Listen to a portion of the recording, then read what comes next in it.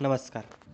आम्ही केकेवा कृषी महाविद्यालयाचे विद्यार्थी आज आपणासमोर निंबोळी अर्क कसा बनवायचा याचे प्रात्यक्षिक करून दाखवणार आहोत. प्रथमतः निंबोळी अर्क बनवण्यासाठी लागणारी सामग्री पाहूयात. यामध्ये आपल्याला 1 किलो निंबोळी पावडर, 200 ग्रॅम निरमा पावडर, 2 बादल्या, 20 लिटर पाणी आणि हे मिश्रण गाळून घेण्यासाठी कापड.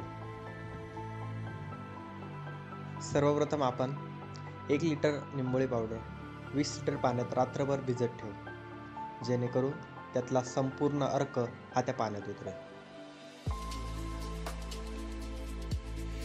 सोबतच निरमा पावडरही पाण्यात मिसळून त्याचं मिश्रण तयार करून घेऊ.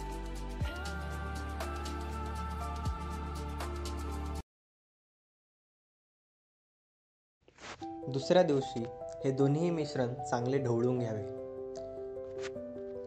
या मिश्रणांना कापडाने किंवा गाळणीने चांगले गाळून घ्यावे.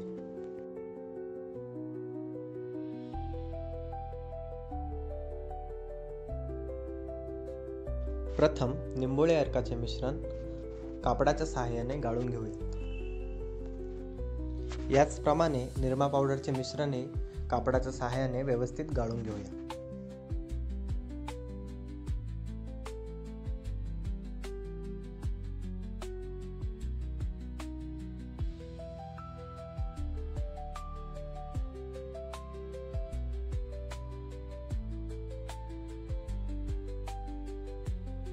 निरमा पावडर आणि निंबोळी अर्क हे दोन्ही मिश्रण काठीने ढवळून त्यांना एकजीव करून घेऊया.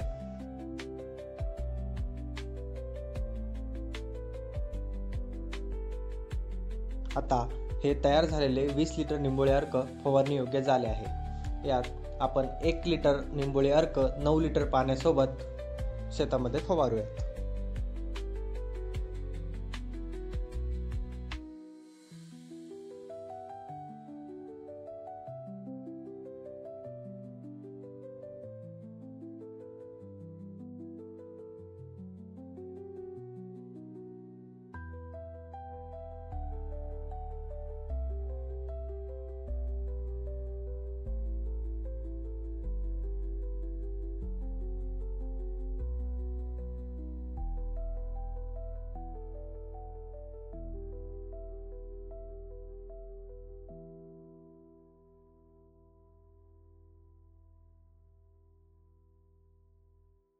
निंबोळी अर्क हे एक मौल्यवान वनस्पती कीटकनाशक आहे.